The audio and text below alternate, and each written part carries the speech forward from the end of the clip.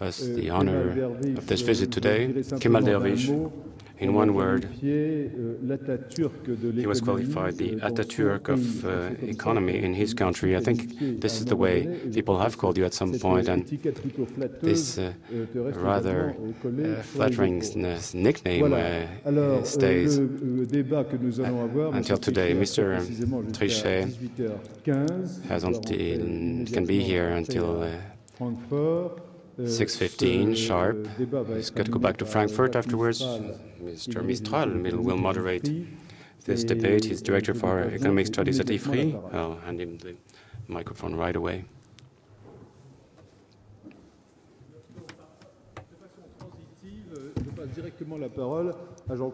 Actually, the floor is to Mr. Trichet.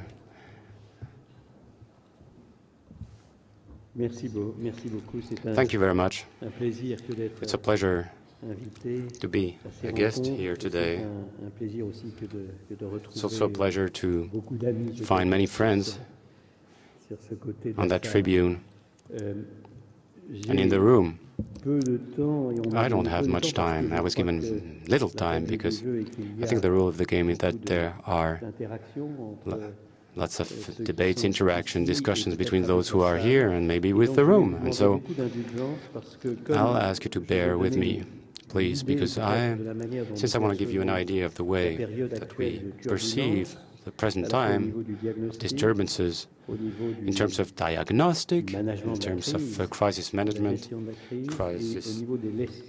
as well as the lessons we can draw from this crisis. I'm going to have to give you only an overall picture, and I'm sure you'll forgive me. This crisis, first of all, we said it a while ago, a second ago with Mr. Dervish, is original in that it affects the heart of the world financial system. However, it would be naive to believe that we have never experienced a crisis. Myself, ever since I'm in the international bandwagon, I've always experienced crisis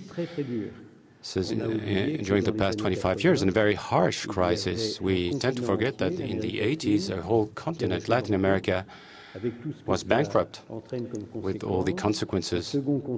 A second continent had also gone bankrupt. It was Africa. The Middle East was in a very difficult situation, and two major countries, Turkey and Egypt, were facing extremely complex issues. And let's not forget the Soviet Russia itself, who experienced a major crisis during that time. And it's one of the examples amongst others, because in the 80s, other crises occurred. One hit Mexico very hard, the Asian crisis as well. So we're going through times of structural changes, such major changes that they lead to these earthquakes that are probably due to extremely deep structural changes.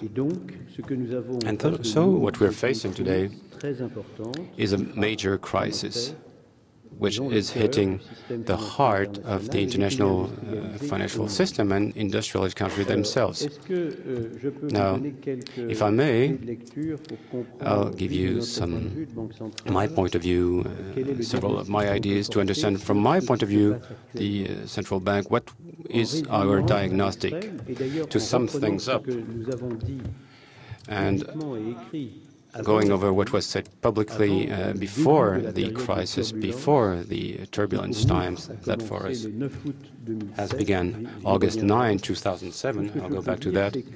Well, I may say that we had said, and I myself, as the G10 chairman, the group of the 10 main bankers of industrialized countries, and in the name of the global economic meeting that we're holding, with all these central bank governors from emerging countries as well as industrialized countries, we would say that internationally, in international economy, in international finances, people underestimate the quantity of risk involved.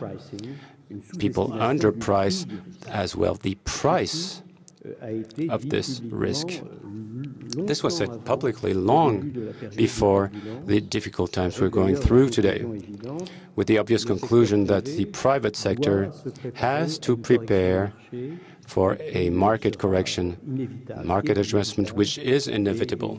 It has to be ready so that this correction itself is the most flexible, the least turbulent as possible. Flexibility and turbulence, we're measuring it today. But what's interesting maybe is to give a word about why, the reasons why, before this turbulence, we were experiencing an international financial system configuration in which, indeed, people underestimate the risk, and people underestimated the price of this risk. Once again, I ask you to bear with me. I don't have much time, but certainly the reason why people underestimated risk had to do with the fact that for a long time we had experienced remarkable growth with little inflation. This growth, this inflation itself had a low volatility. So all participants in the markets, in institutions, financial and non-financial, were placed in a context that led them to believe, out of simple extrapolation, that we were facing a risk quantity that had progressively diminished compared to what we might have had imagined in a more volatile period in terms of growth and inflation. A second reason, major reason, certainly is that we have been faced with a considerable sophistication of financial instruments which led to a great dissimulation of the quantity of risks induced. And then, once again, which has to do with this sophistication, at least with regards to financial instruments themselves, the